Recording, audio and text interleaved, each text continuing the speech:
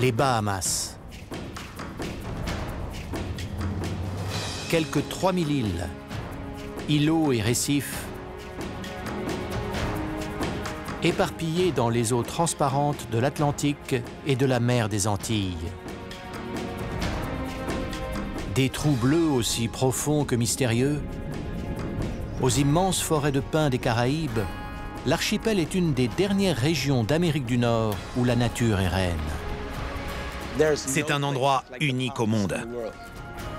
Un vaste réseau de grottes s'étend sous la surface. Andros est un immense labyrinthe de grottes, complètement inexploré. Les vagues de l'océan déchaîné se mêlent à des eaux plus calmes et peu profondes. Et la végétation luxuriante est peuplée d'une faune abondante. Aux Bahamas, on trouve une variété d'écosystèmes et d'espèces uniques au monde. Les Bahamas, un des archipels les plus extraordinaires de la planète.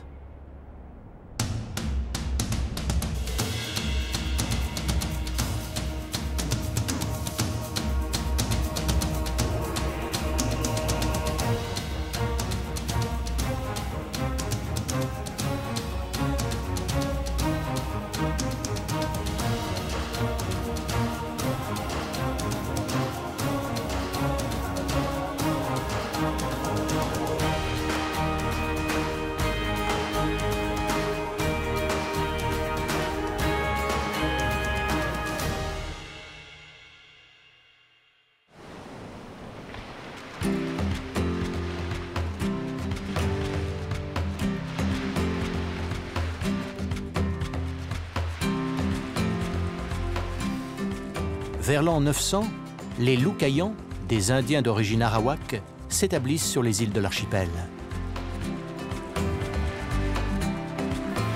Ce sont les premiers indigènes des Amériques que Christophe Colomb rencontre en 1492. En effet, c'est aux Bahamas que le navigateur aurait accosté pour la première fois lorsqu'il a découvert le Nouveau Monde. Fasciné par les eaux peu profondes de l'archipel, il le baptise Baja Mar, la mer basse en espagnol.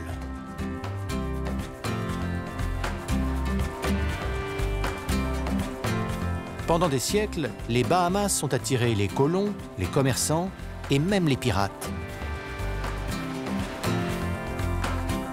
D'ailleurs, on raconte que leurs trésors sont toujours cachés quelque part dans les îles. Aujourd'hui, les touristes viennent lézarder sur les plages de sable fin, se baigner dans des eaux d'une transparence extraordinaire et plonger sur la 3e plus grande barrière de corail du monde. Quand on évoque les Bahamas, on pense généralement aux plages. C'est vrai que nos plages comptent parmi les plus fabuleuses du monde, mais il n'y a pas que ça.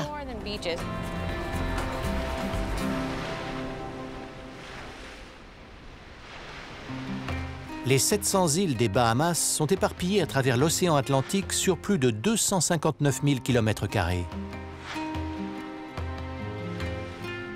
À 240 km au sud-est de la Floride. Les immenses plages de sable blanc bordées par des eaux bleues turquoises sont entaillées de falaises calcaires, érodées par les éléments et les vagues impétueuses de l'Atlantique.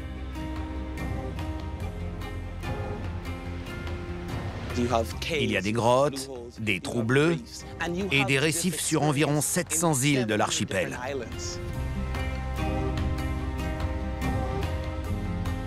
Le paysage est dominé par le calcaire. En effet, l'archipel repose sur 3 gigantesques plateformes carbonatées qui émergent abruptement à la surface de l'océan. Autrefois, elles formaient le fond d'une mer peu profonde. Puis des sédiments se sont déposés pendant des millions d'années. Des débris de coraux, de coquillages, d'algues et d'autres espèces marines se sont peu à peu accumulés, donnant naissance à des quantités colossales de carbonate de calcium, le principal composant des roches calcaires.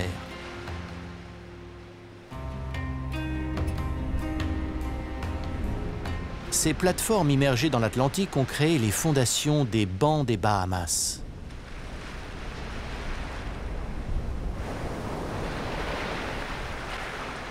À l'époque où le niveau de la mer était moins élevé, les rochers surplombaient l'eau de plusieurs dizaines de mètres. Aujourd'hui, la hauteur moyenne du littoral et des récifs n'atteint même pas 3 mètres. Les bancs des Bahamas sont comparables à la partie visible d'un iceberg. Moins de 40% émergent des eaux turquoises.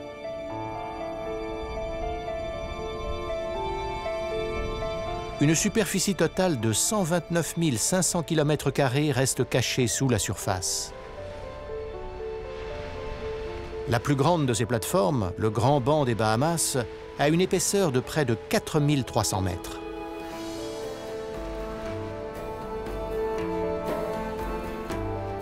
Sur toute la zone, les eaux sont particulièrement basses, 24 mètres seulement à l'endroit le plus profond.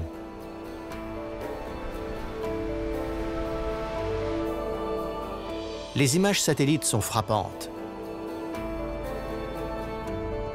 D'une profondeur d'une dizaine de mètres, les eaux bleu-vert qui bordent le banc tranchent sur le bleu foncé de celle de l'océan, où le fond marin s'enfonce à presque 4000 mètres sous la surface.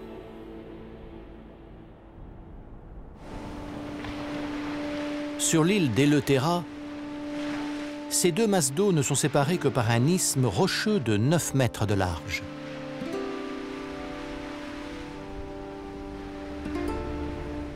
Le Glass Window Bridge est la bande de terre la plus étroite de la planète. Le pont qui relie la partie nord et la partie sud de l'île est un des rares endroits du monde où, lors de tempêtes violentes, les eaux tumultueuses de l'océan Atlantique se mêlent à celles de la mer des Antilles. On est au point de jonction entre les deux. D'un côté, l'eau est profonde, de l'autre côté, elle est très basse. Il y a un contraste saisissant entre les deux nuances de bleu. Sur le plan visuel, c'est impressionnant. Pendant des siècles, les deux parties de l'île ont été reliées par un isthme naturel. Mais dans les années 1940, il a été emporté par des ouragans. Les habitants d'Eleuthera l'ont alors remplacé par une route. Les Bahamas sont à la lisière de la ceinture des ouragans des Caraïbes, une zone comprise entre le golfe du Mexique et la mer des Antilles, où ces phénomènes météo sont particulièrement fréquents. Même si la majorité d'entre eux n'arrivent pas jusqu'aux côtes bahaméennes, l'archipel est parfois balayé par des vents violents. Autour d'Eleuthera, il n'y a pas de récif pour briser l'énergie des tempêtes. Il arrive donc que les vagues déchaînées qui déferlent sur le pont emportent des hommes ou des véhicules.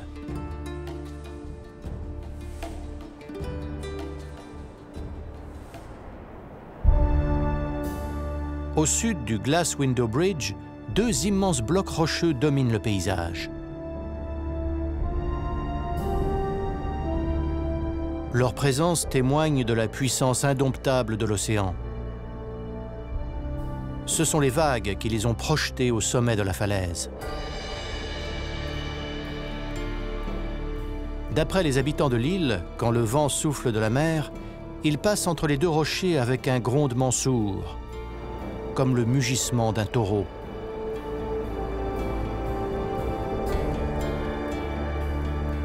C'est pourquoi ils les ont surnommés la vache et le taureau.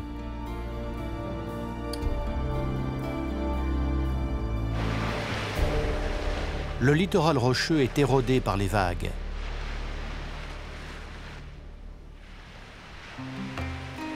Les murailles de calcaire sont sculptées par l'océan.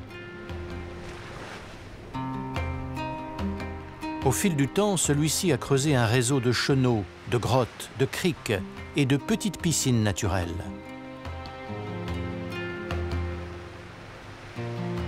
Queen's Bath, le bain de la reine, est une succession de mares résiduelles abritées par des rochers aux formes déchiquetées.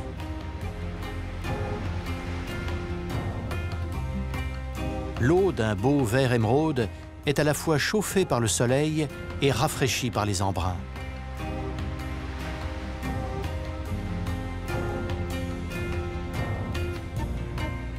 Inlassablement, la roche est battue par les vagues qui s'infiltrent dans les moindres fissures qu'elles élargissent peu à peu.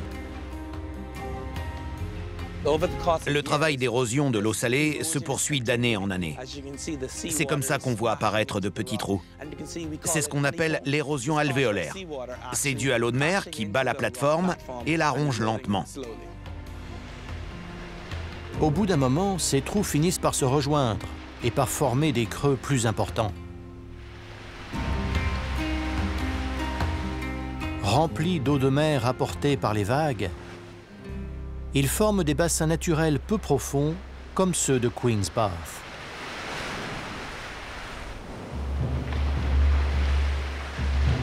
Tout le long de la côte, les surplombs calcaires dissimulent l'entrée de petites grottes, appelées encoches de corrosion, creusées par l'océan Atlantique. Elles constituent l'habitat idéal pour de nombreuses espèces marines, qui peuvent s'y abriter des vagues et des prédateurs.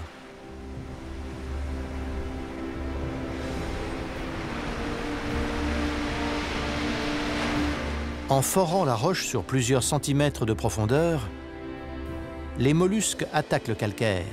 Ils participent ainsi à un mécanisme que les géologues appellent bioérosion. À la longue, toute la surface rocheuse est piquetée de trous. Depuis des milliers d'années, les vagues ont creusé les innombrables grottes marines des Bahamas, aidées dans leur action par ces espèces marines qui perforent et qu'on appelle des espèces térébrantes. Comme un long ruban, l'île d'Eleuthera s'étire sur près de 180 km de long. Ces grottes terrestres témoignent de l'histoire troublée des premiers colons aux Bahamas.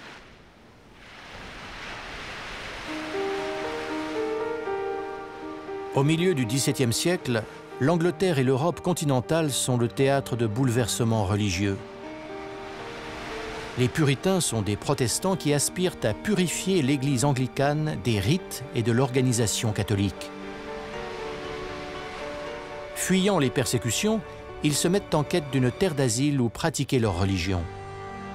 Mais ils sont chassés de la colonie britannique des Bermudes après avoir refusé de faire allégeance à la couronne. C'est ainsi qu'un groupe de 70 puritains fait route vers les Bahamas.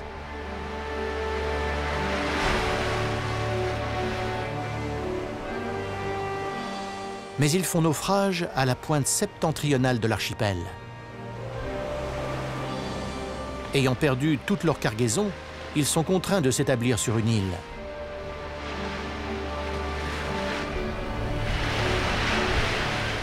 Ils la baptisent Eleuthera, liberté en grec.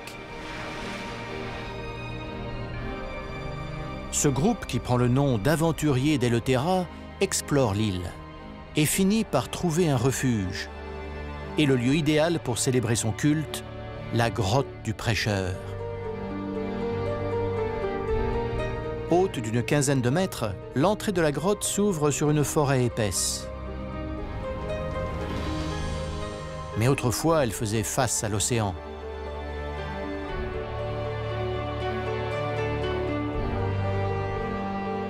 À l'époque où le niveau de la mer était nettement plus élevé, la grotte du prêcheur n'était qu'une anfractuosité dans la côte rocheuse. Peu à peu, les vagues ont érodé les parties les plus tendres de la falaise et creusé la caverne. La pression incessante de l'eau a fini par ouvrir un évent dans la voûte, par lequel le trop-plein s'évacuait.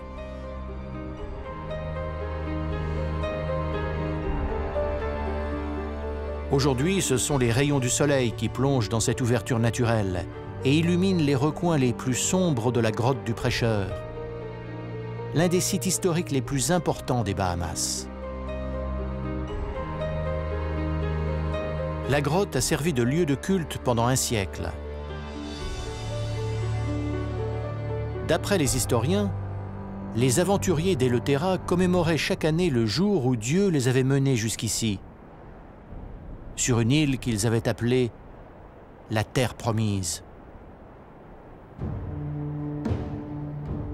Bien avant l'arrivée des Puritains, les Loucaillans, les premiers habitants de l'archipel, croyaient que les grottes étaient des lieux sacrés, des passerelles entre le monde terrestre et celui des esprits. Ils y enterraient leurs morts afin de leur assurer un passage vers l'au-delà. Aujourd'hui, on continue de mettre au jour des vestiges des Loucaillans, dans les grottes isolées à travers tout l'archipel.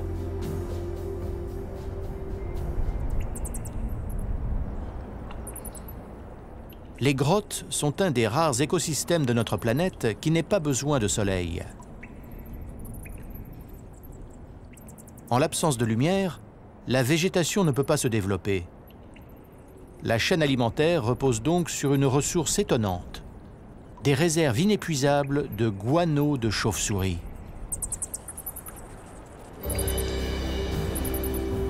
Ces mammifères nocturnes sont des centaines à nicher à l'intérieur des cavernes calcaires, dans lesquelles ils passent la journée à l'abri du soleil.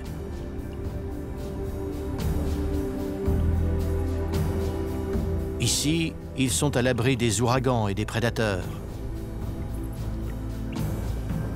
Les chauves-souris se suspendent par les pattes au plafond rocheux, une position idéale pour s'envoler. Ce sont les seuls mammifères capables de voler. Mais à la différence des oiseaux, les chauves-souris ne décollent pas d'un perchoir. Elles se laissent tomber. La tête en bas, elles se reposent aussi efficacement que nous quand nous sommes allongés.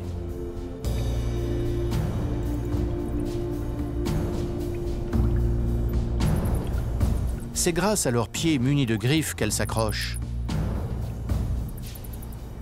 Et leurs griffes ne sont pas reliées à des muscles, mais à des tendons. Le poids de leur corps exerce donc une traction sur ces tendons et les bloque en position suspendue.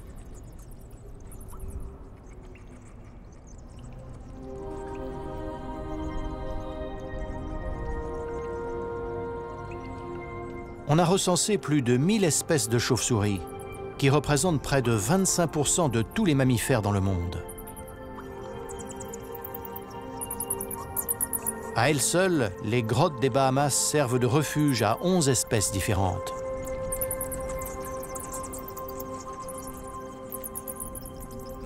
Ces vampires des fleurs bruns sont des mâles.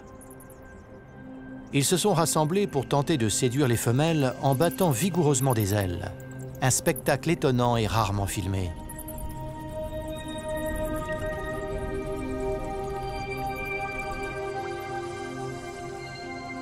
La plupart des chauves-souris nichent en groupe, surtout celles qui ont besoin d'une protection particulière. Ainsi, au début de l'été, les femelles en gestation se collent les unes aux autres pour mettre bas. Ces rassemblements s'appellent des colonies de reproduction. Chez ces mammifères, la gestation peut durer entre 6 semaines et plusieurs mois selon les espèces.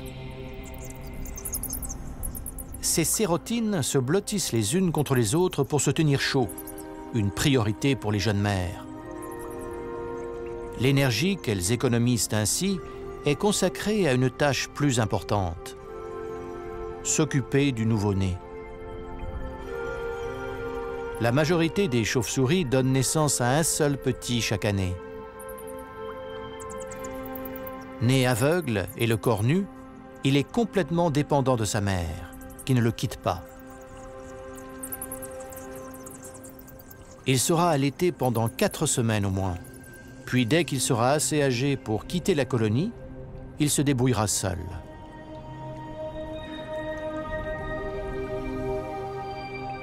Les chauves-souris des Bahamas se nourrissent essentiellement d'insectes, de fruits, de petits vertébrés et de poissons.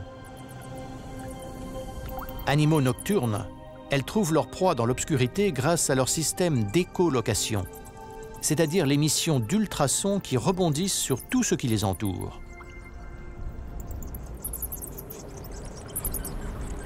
Elles émettent une succession de 10 à 20 sons par seconde.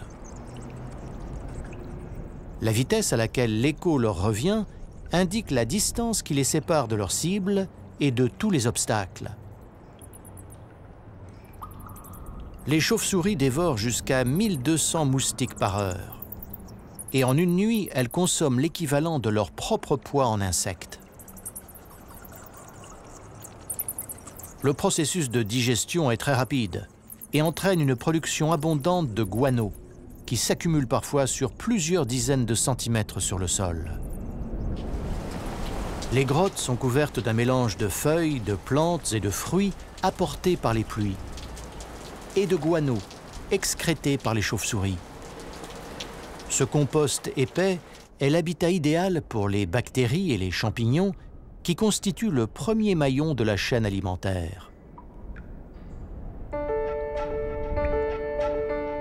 Les mille-pattes et les petits crustacés se nourrissent de ces micro-organismes et sont dévorés à leur tour par les coléoptères et les araignées. Les grenouilles et les crapauds qui s'abritent dans les anfractuosités des grottes sortent de leur cachette pour chasser les insectes. D'autres espèces s'alimentent directement à la source. Un bernard l'ermite terrestre descend prudemment vers le sol pour se régaler de guano.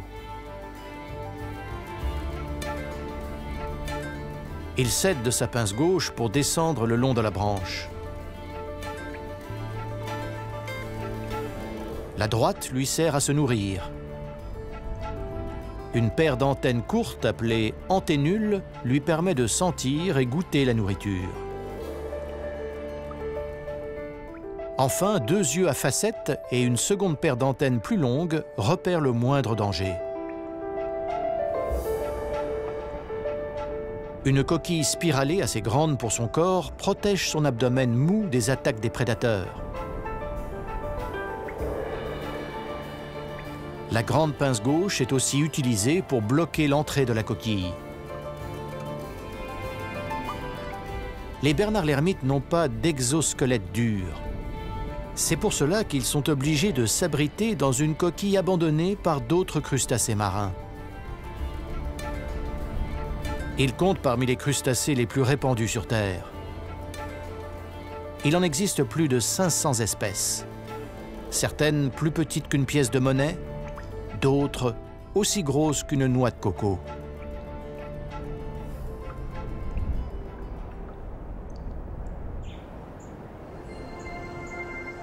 Nous sommes sur l'archipel d'Andros. Dissimulée par la végétation au pied d'une falaise, une petite ouverture conduit à l'intérieur de la grotte baptisée Morgan's Cave. D'après le folklore local, elle aurait servi de cachette à l'un des pirates les plus puissants des Caraïbes au XVIIe siècle, le célèbre Henry Morgan. C'est dans cette grotte qu'il aurait entreposé ses trésors. Henry Morgan était un corsaire qui s'était installé aux Bahamas. Le gouvernement britannique lui avait donné pour mission de protéger les îles et de s'emparer de tous les galions espagnols qui rentraient en Europe chargés d'or.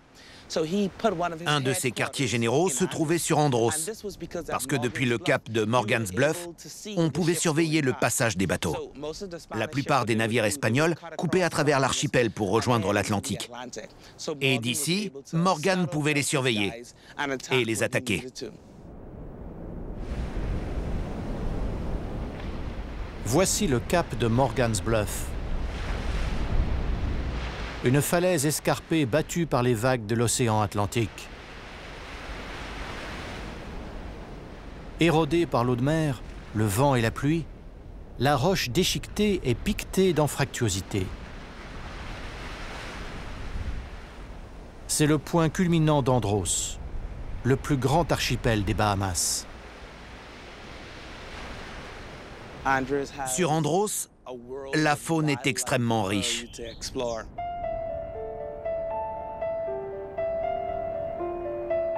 Composée de 3 îles principales, long de 167 km, l'archipel est couvert d'une végétation touffue, de hautes forêts de pins des Caraïbes et de mangroves.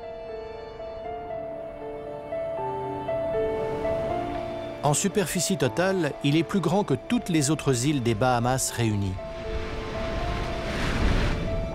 À l'ouest, il est baigné par les eaux peu profondes du Grand Banc des Bahamas. À l'est, la côte est bordée par une fosse océanique de 1828 mètres de profondeur, baptisée la langue de l'océan. Elle sépare l'archipel d'Andros de l'île de New Providence. Andros est ceinturé par la troisième plus grande barrière de corail du monde. Enfin, au cœur de la végétation, on peut découvrir des formations géologiques remarquables, des grottes immergées profondes et mystérieuses appelées trous bleus. Andros en compte plus de 200. C'est la plus grande concentration dans l'hémisphère occidental. Andros est un gigantesque labyrinthe de grottes et de galeries. Les trous bleus en sont des hublots en quelque sorte.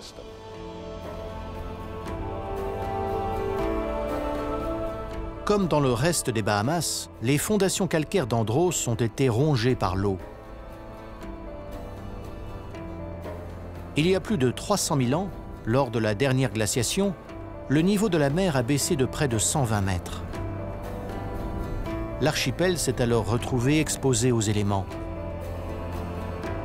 Les pluies ont érodé le calcaire, créant un dédale de centaines de kilomètres de grottes souterraines. Le principe est simple. L'eau de pluie absorbe du dioxyde de carbone dans l'atmosphère. Puis elle tombe sous forme de précipitations faiblement acides, dont chaque goutte dissout peu à peu le calcaire. L'eau s'infiltre alors dans la roche et agrandit la moindre anfractuosité, jusqu'à creuser de véritables poches sous la surface. Ces poches souterraines s'agrandissent au fil de milliers d'années, jusqu'au moment où le toit de la cavité finit par s'écrouler à l'intérieur. Quand le niveau des océans a remonté, les grottes ont été inondées. L'une de ces cavernes aux parois verticales fait près de 300 mètres de profondeur. Les eaux océaniques salées s'accumulent au fond des trous bleus, tandis que de l'eau douce s'accumule en surface. La couche d'eau la plus profonde est privée d'oxygène. C'est ce que les géologues appellent un environnement anoxique. Aujourd'hui encore, la majorité des trous bleus sont très peu connus.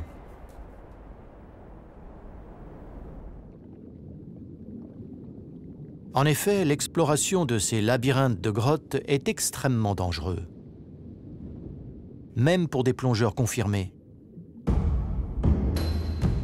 Dans certains trous bleus, les plongeurs sont amenés à traverser une couche d'eau saturée de gaz toxiques qui provoquent des vertiges, des irritations cutanées, voire la mort.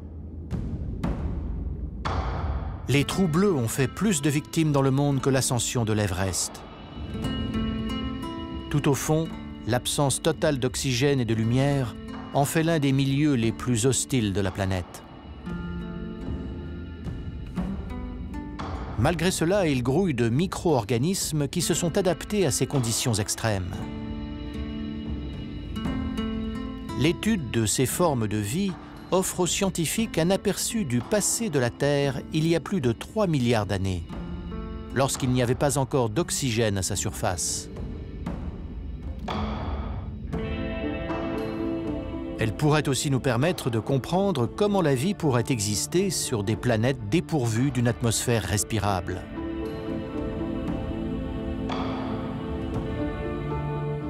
Les grottes sous-marines des Bahamas offrent un spectacle extraordinaire.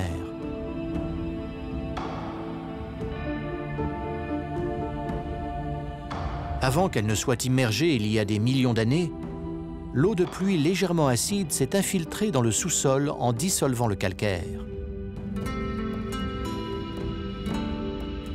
Lorsqu'elle est arrivée dans la cavité, elle était saturée en carbonate de calcium. Au contact de l'air, celui-ci s'est cristallisé en calcite, laquelle s'est déposée petit à petit. L'eau a continué à s'écouler lentement, goutte à goutte, augmentant la précipitation de la calcite. Il faut un siècle pour que se forme une concrétion d'environ 13 mm. Mais elle croît au fil du temps, créant de magnifiques stalactites accrochées au plafond comme une forêt de cristal.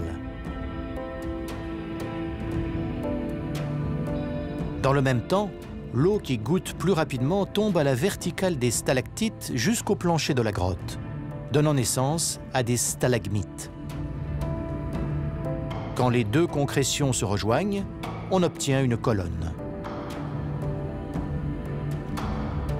Certaines colonnes ont mis plusieurs milliers d'années à se former et atteignent plus de 9 mètres de hauteur.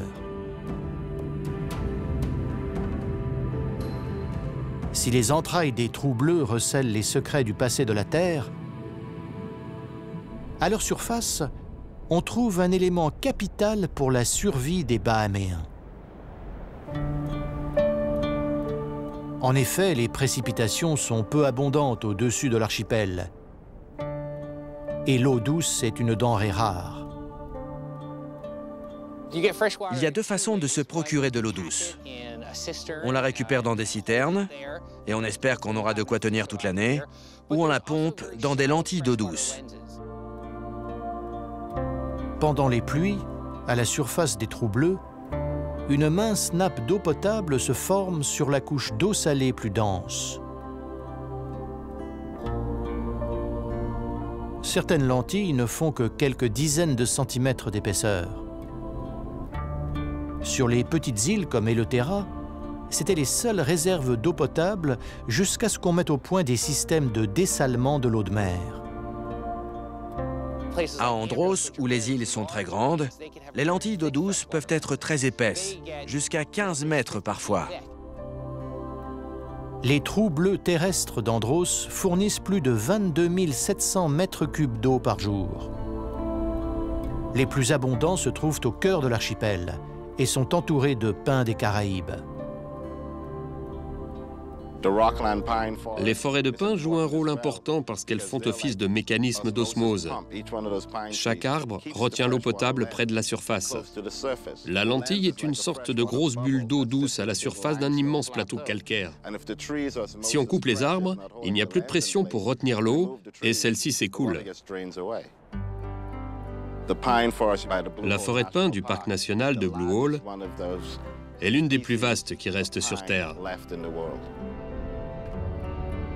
Les pins des Caraïbes poussent près des étendues d'eau douce.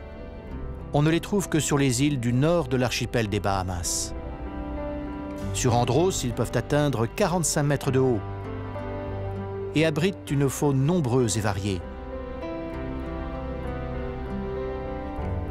Pour croître, ces arbres ont besoin de soleil et d'espace, à l'écart des taillis composés d'arbres de petit diamètre.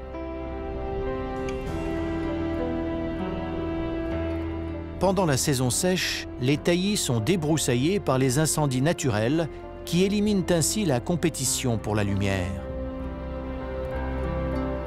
Une fois que les espèces à feuilles larges ont brûlé, les jeunes pins poussent plus facilement.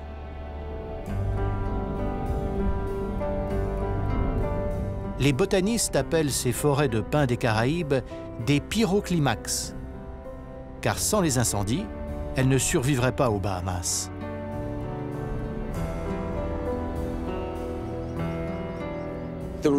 Les pins ne sont pas détruits par le feu parce que ce sont des résineux. Quand la chaleur devient trop intense, la résine fond et explose, éteignant les flammes qui risquent d'endommager l'arbre.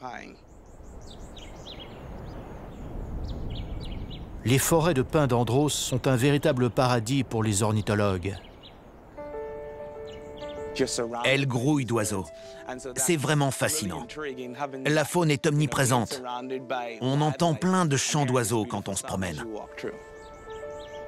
Les sucriers à ventre jaune se nourrissent d'aiguilles de pin, tandis que les cresserelles d'Amérique chassent des insectes et de petits rongeurs. un merle vantard a pris position sur les plus hautes branches afin de mieux repérer son prochain repas. Quant aux urubus à tête rouge, ils sont l'espèce la plus répandue dans la forêt. Ces oiseaux sont considérés comme nuisibles aux Bahamas tellement il y en a. Mais ils jouent un rôle crucial pour l'écosystème, dans la mesure où ils font office de nettoyeurs. Ils débarrassent les forêts, les taillis et même les abords des routes de toutes les charognes qui pourraient être dangereuses pour l'homme.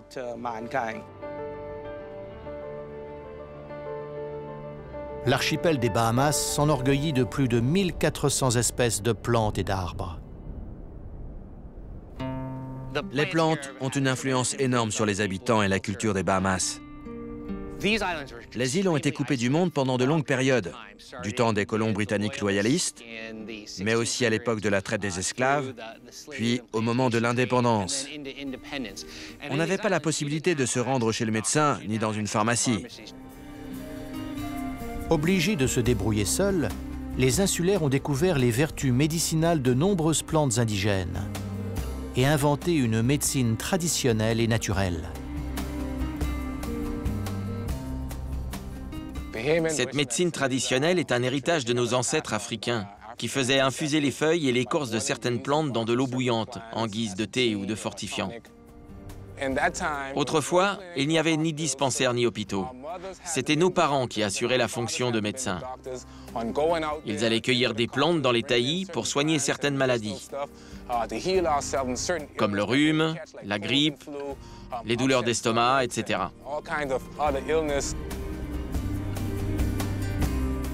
Les forêts de l'archipel sont une véritable pharmacie naturelle, où chaque plante a ses bienfaits. En infusion, l'écorce et les feuilles du Pseudopanax arboreus fortifient la vessie. Frotté directement sur la peau, le gommier rouge permet d'éliminer les toxines absorbées par l'organisme quand on a été en contact avec des arbustes empoisonnés.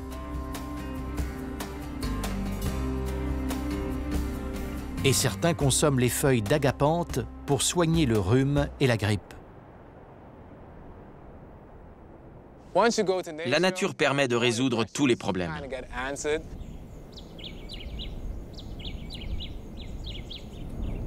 Le sol de la forêt est tapissé d'une diversité extraordinaire de plantes, qui offrent une ombre bienvenue à de nombreux animaux.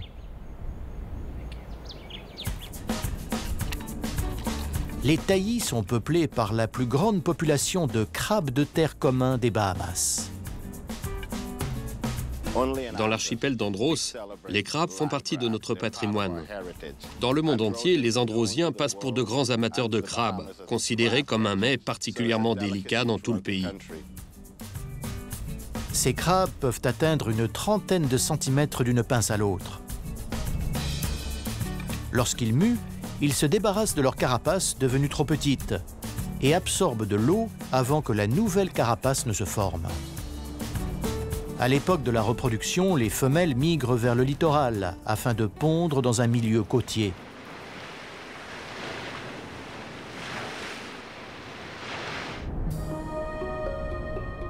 Les eaux vertes des Bahamas sont bordées de mangroves, un enchevêtrement presque impénétrable de racines. Ces forêts marécageuses constituées de palétuviers servent de refuge aux poissons juvéniles. Elles préservent également la côte des tempêtes tropicales et sont vitales pour l'écologie du pays. Sans les mangroves, l'archipel des Bahamas serait très différent. De nombreuses espèces côtières disparaîtraient et le littoral, le milieu le plus représenté, serait transformé. La mangrove est une zone tampon entre la terre et la mer. Ses racines emmêlées protègent les côtes de l'érosion due à la houle et atténuent la puissance des vagues pendant les tempêtes. À cause de leur système racinaire, on appelle les palétuviers les arbres qui marchent. On dirait qu'ils sont montés sur des échasses. Les racines de la plupart des essences s'enfoncent fermement dans le sol et sont parfois complètement immergées.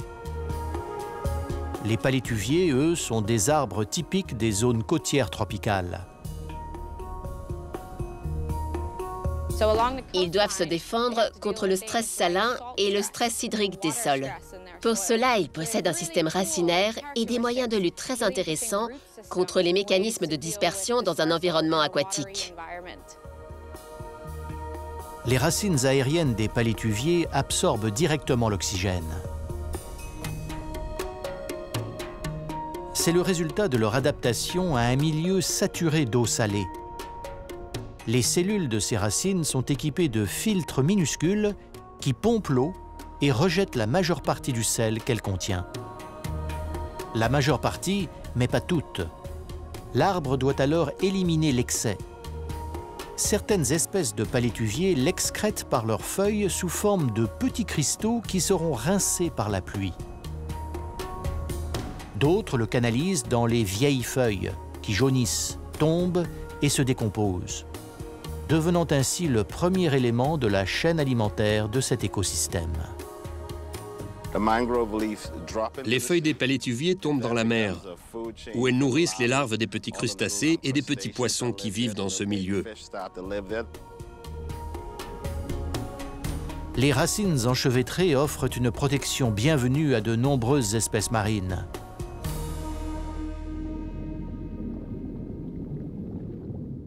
Les eaux calmes et peu profondes des mangroves sont souvent considérées comme des pouponnières, des zones d'alvinage où les juvéniles sont à l'abri des prédateurs. C'est pour ça qu'il faut les préserver. Sans les mangroves, le récif mourra. Car la mangrove permet à beaucoup d'espèces de grandir avant de se lancer dans le grand bain du récif corallien. Ces iguanes appartiennent au genre Cycloura, endémique aux Bahamas et dans la région. Ce petit groupe se chauffe au soleil sur une plage de sable blanc d'une des îles de l'archipel d'Exuma.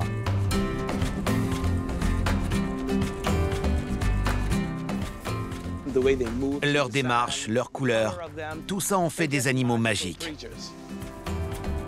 La longue crête dorsale épineuse a une fonction de régulation thermique. Elle permet aussi aux mâles de paraître plus impressionnants face à leurs rivaux. Ces iguanes peuvent atteindre 1,80 m de la tête à la queue. La saison des amours commence au printemps.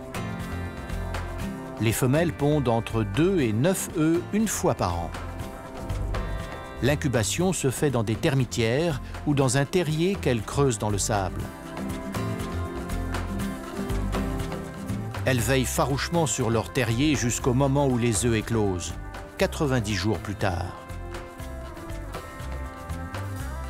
Au début, ils se nourrissent de petits insectes.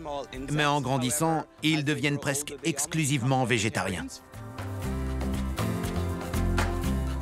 Les adultes dévorent les feuilles, les fruits et les fleurs des plantes grasses dans les taillis côtiers afin de s'hydrater et de supporter le climat sec des Bahamas. Ils grimpent aux arbres pour trouver à manger ou simplement pour se reposer à l'ombre.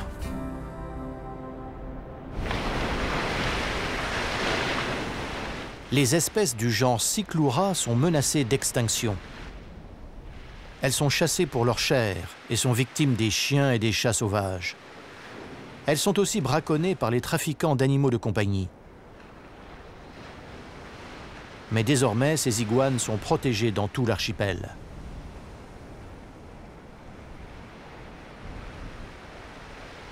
À la fin de la journée, les iguanes se retirent pour la nuit dans les anfractuosités ou sous les arêtes des rochers.